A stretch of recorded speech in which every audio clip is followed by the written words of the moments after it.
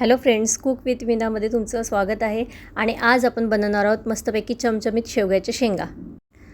त्यासाठी आता आपण मसाला बनवून घेऊया. कांदे आणि खोबऱ्याचा कीस आपण मस्तपैकी भाजून घेऊया तांबूस रंग येईपर्यंत. आणि हा मसाला भाजून झाला की हा थंड होईपर्यंत थोडा ठेवायचा आहे. थोडा थंड झाला की आपल्याला मिक्सरमध्ये दालचिनी आणि मोठी इलायची आणि खूप सारी कोथिंबीर टाकून मस्तपैकी पेस्ट करून घ्यायचं आहे. पेस्ट झाला की तेलामध्ये जिरं घालायचं आहे आणि तो पेस्ट घालून तांबूस रंग येईपर्यंत परतून घ्यायचा आहे. मसाला झाला की आता आपण त्यामध्ये लाल तिखट घालायचं आहे, हळद घालायची आहे, धनेपूड घालायची आहे आणि गरम मसाला घालायचा आहे.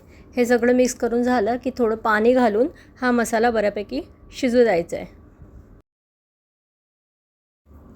मसाला शिजून झाला की त्यामध्ये आपल्याला शेवग्याच्या शेंगा टाकायच्या आहे. शेवग्याच्या शेंगा मिक्स करून घ्यायच्या आणि टोमॅटो घालायचे आहे. टोमॅटो घातले की आपल्याला ते 50% शिजू द्यायचे शेंगा आणि त्या झाल्या की बटाटे घालायचे.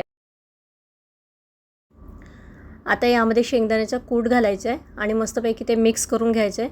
मिक्स करून झालं की थोडं मीठ घालायचं आहे आणि ते पुन्हा एकदा होऊ द्यायचं आहे. आता ह्या शेंगांमध्ये थोडंसं पाणी घालून ते पुन्हा एकदा मिक्स करून घ्यायचं आहे आणि हे पुन्हा थोडं शिजू द्यायचं आहे. आपली आता मस्तपैकी चमचमीत शेवग्याच्या शेंगाची भाजी रेडी आहे. चला तर मग आपण याचा आता आनंद घेऊया. अशाच नवनवीन रेसिपीजसाठी माझ्या चॅनलला लाईक करा, सबस्क्राईब करा आणि जास्तीत जास्त शेअर करा.